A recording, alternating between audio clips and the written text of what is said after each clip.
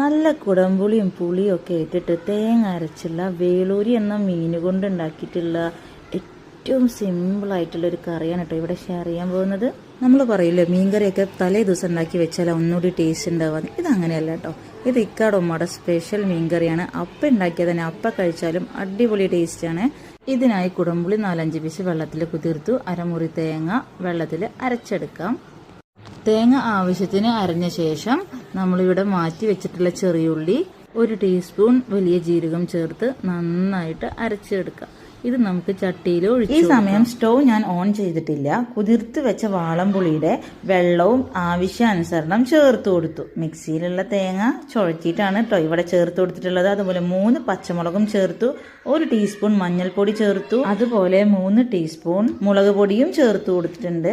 മുളക് പൊടി നോക്കിയിട്ടാണ് ഇട്ട് കൊടുത്തിട്ടുള്ളത്. അതുപോലെ കുതിർത്ത് വെച്ച കുടംപുളിയും 6 പീസ് ഇട്ട് കൊടുത്തു കേട്ടോ. ഇപ്പോൾ സ്റ്റൗ ഒക്കെ ഓൺ ചെയ്ത് നന്നായിട്ട് ഇളക്കി കൊടുത്ത് വെള്ളം കൂടുതൽ വേണമെന്നുണ്ടെങ്കിൽ നമ്മൾ എന്ത് ചെയ്യുക, വെള്ളം കൂടുതൽ ചേർത്ത് കൊടുക്കുക. തേങ്ങയുടെ അരപ്പും കൂടുതൽ ചേർത്ത് കൊടുക്കുക കേട്ടോ.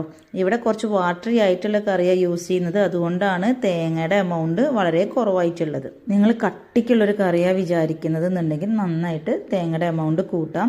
അടച്ച് വെച്ചിട്ട് നമുക്ക് വേവിച്ചെടുക്കാം. ഇപ്പം അത്യാവശ്യം മസാലയൊക്കെ വന്ന് തിളച്ച് പൊങ്ങിയിട്ടുണ്ട്. ഈ സമയം നമുക്ക് വേളൂരി എന്ന മീനാണ് കേട്ടോ ഇത് ഇതിലോട്ട് ഇട്ട് കൊടുക്കാം. ഈ മീനൊക്കെ കുക്കാവാനേ ഒരു തളയുടെ ആവശ്യമുള്ളൂ. പിന്നെ മൺചട്ടി ആയതുകൊണ്ട് അതിൽ കിടന്ന് തന്നെ നന്നായിട്ട് വേവെന്നറിയാലോ.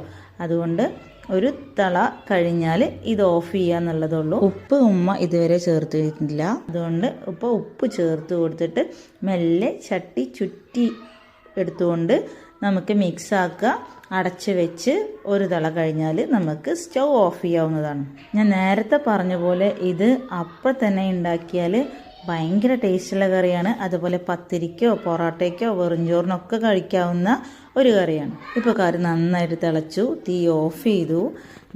ഇതാണ് കേട്ടോ നമ്മുടെ കറി. ഇത് കുടംപുളിക്കോ അല്ലെങ്കിൽ പുളിക്കോ പകരം നമുക്ക് മാംഗോ ഒക്കെ ഇട്ട് കൊടുക്കാം.